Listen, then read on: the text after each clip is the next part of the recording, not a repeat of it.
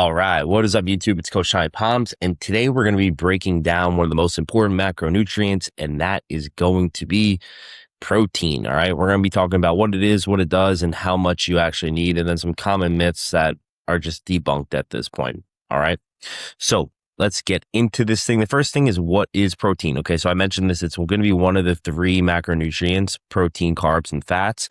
And the main role of protein is to help build back muscle after you break it down in training. Okay.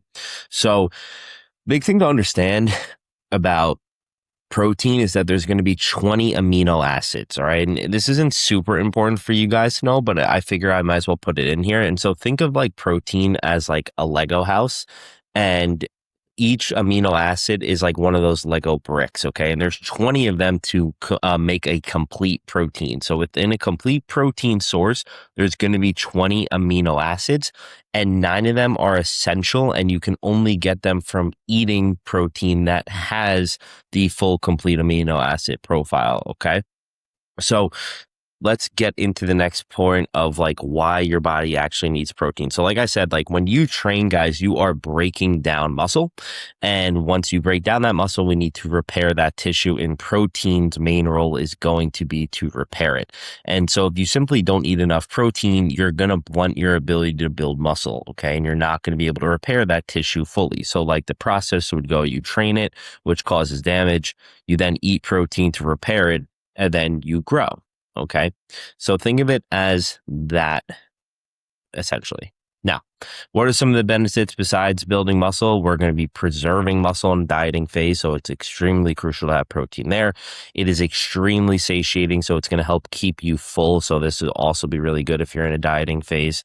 Okay. There's a higher thermic effect, which essentially just means that by eating it and digesting it, it costs your body more energy to actually have to do so. So in turn, you end up burning more calories throughout the day when you have more protein in your body, which is really cool. Obviously, it helps with recovery, and then healthy aging. Okay. As we get older, we tend to lose muscle, and by keeping a high protein diet, we can help prevent that. Now, protein costs more to digest. So I was talking about that thermic effect, right? So this doesn't mean it's going to magically burn fat or anything of that nature, but somewhere between 20 to 30% of the total amount of protein you eat in calories actually just gets burned from the cost of digesting it. So make an easy number.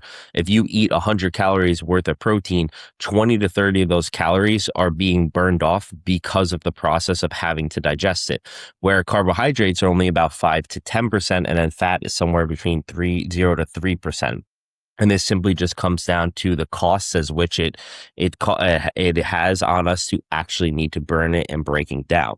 So having a higher protein. So think of it this way: if each person is eating 1,000 calories, but one person is eating more protein and one person is eating less protein, the person who's eating more protein is actually burning more calories than the person who isn't, simply just from that factor alone, which is why a high protein diet can be pretty beneficial in a dieting phase outside of some other things we'll talk about. But it is pretty cool just in that sense. Now, how much protein do we actually need? All right. And we can look at literature and the general recommendations. Okay. But to give some general guidelines, we're going to be going based off kilograms, okay, because that's how they do it. So kilograms is 2.2 divided by your body weight. So if you weigh 200 pounds, I believe you're somewhere around like 90 kilos, okay? So unfortunately, we have to go based off kilograms right here. But really where I want you guys to be looking at is if your goal is to be building muscle or losing fat and keeping muscle, where I believe your protein ranges should be, okay? And somewhere between 1.6 to 2.2 grams per kilogram. So let's just stay on the upper end. A 2.2 is essentially 1 gram per pound of body weight. Okay, so if you were to weigh 100 kilos, that would mean 220 pounds. If you were to eat 2.2 grams per kilogram, you'd be eating 220 grams of protein. So you're eating 1 gram per pound of body weight. Now, we can go slightly lower than that, about 0.8 grams per pound of body weight, which is 1.6 kilograms. So if you were to weigh 100 pounds, you'd eat 80 grams of protein. I think that's perfectly acceptable, especially when you're in a surplus of food. And the reason behind that is because if we're gaining weight there's a good chance that all the protein that we're utilizing is going to actually repair tissue because we're in a surplus of energy. So we're consuming more food than we're burning. Therefore, the body doesn't have much of a reason to utilize the protein as energy, which can happen in a diet, which is why I recommend you have a little bit more protein in your dieting phase. Okay. So, for example, if you burn 2,000 calories a day, but you're only eating 1,800 and we're trying to lose weight, there's a chance that because your body is only giving it so much energy from food, that it could actually end up using some of the protein that you're consuming as energy rather than building muscle fibers or repairing muscle fibers. And so that could come to a detriment in terms of not repairing the muscle and then therefore losing the muscle while you're dieting.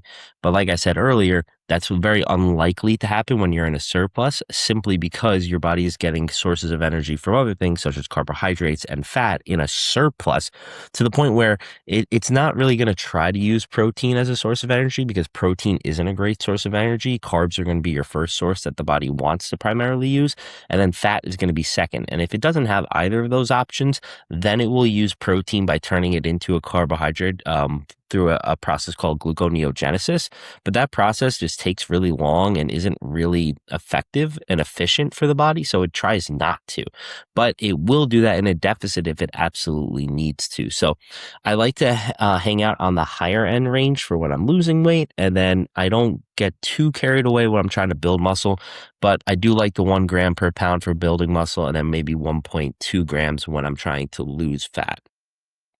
Now, like I mentioned earlier, there are going to be complete and incomplete proteins. So animal-based proteins are going to have all the essential amino acids that you need. So if you're eating chicken, beef, fish, eggs, dairy, you don't really have to worry about this. But if you're someone who's a vegetarian or vegan and most of your protein sources are coming from plant proteins, then it is somewhat of a concern that you're getting all those essential amino acids. Now, if you're someone who is eating animal-based protein mainly, you can also count the proteins from rice and beans and soy and whatever else you might be having to contribute towards your protein because we know we're getting a good chunk of the complete essential amino acids from our animal-based already.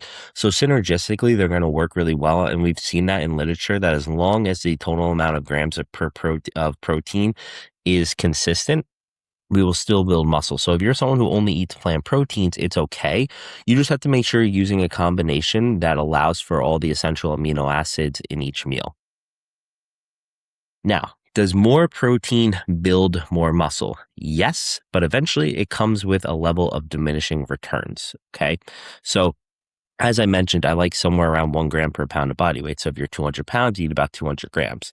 The literature suggests if you go a little bit higher, you might build more muscle. I think it's somewhere up to around like 1.5 grams per pound of body weight. So if you were 200 pounds, you eat 300 grams. But once you go over that threshold, you're not building any more muscle than you originally were.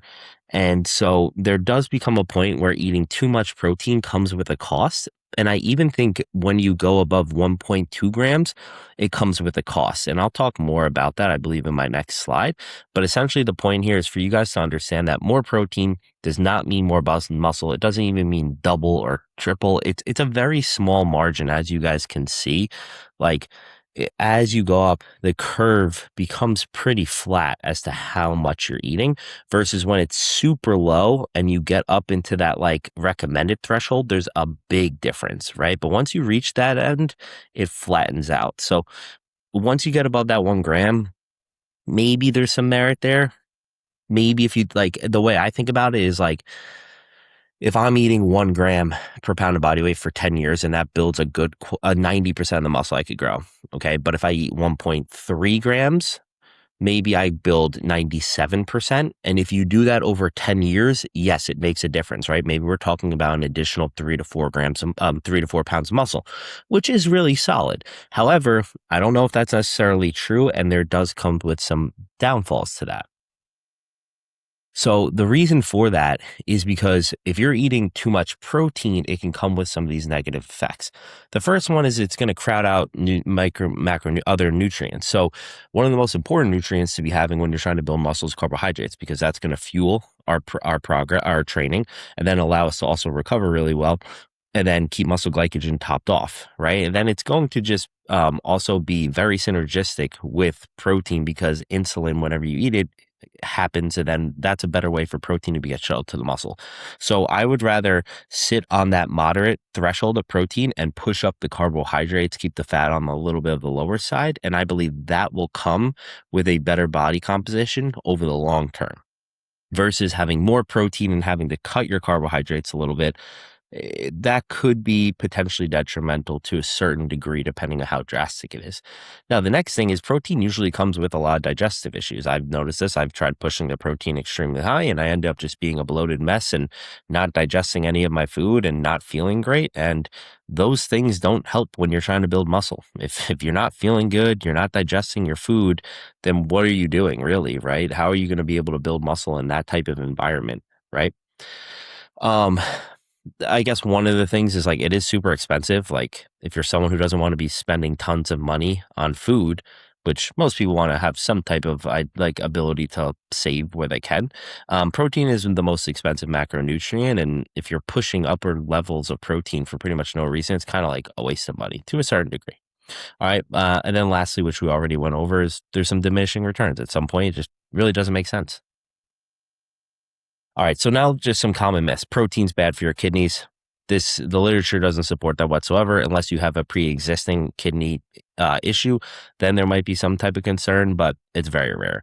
The idea that you can only absorb 30 grams per sitting, also not true. I never eat less than 30 grams a meal, literally ever. It's a great way to actually ensure that you're going to get all the protein that you need by eating more than 30. Because if we top out at 30, but you eat 30 and only get to use 20 or 25 of it, well, then you're missing some. So don't get into that. At the end of the day, we're not going to be super concerned with how many grams per meal. We're going to be more concerned with how many grams throughout the day that you're consuming, and that's going to check the box. However, I do like to evenly distribute all the protein throughout my meal. So if I'm trying to eat 180 grams of protein and I'm having 6 meals, that would be 30 at each, right? If I'm having 5 meals, it would be 35 per meal or something of that nature. But I do like to evenly distribute it rather than have like a big bolus in one meal. I think that's probably more beneficial than not. Protein shakes are bad for you. Don't know where this really comes from. It's just powdered food, honestly. So it's an amazing quality of protein. Some people do tend to run into digestive issues, but they're probably not buying a quality protein.